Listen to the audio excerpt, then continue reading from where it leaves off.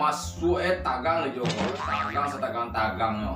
So dagang. Ayo, masuk tagang ada kata tagang gua. Itu Kan dua di sui le.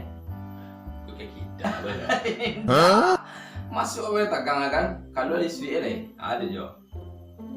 Gang kalau ni cuy. Iya. Kurang mano. Kurang mah bisa juga. Nah. Saya udah dua di sui mah. Kuyo tagang setagang pernah gua. Batang keladi. Nggak, tanggal itu nggak tuh mah. Ya kan ibu tak anu tuh, tegang tuh dia bilangin kan.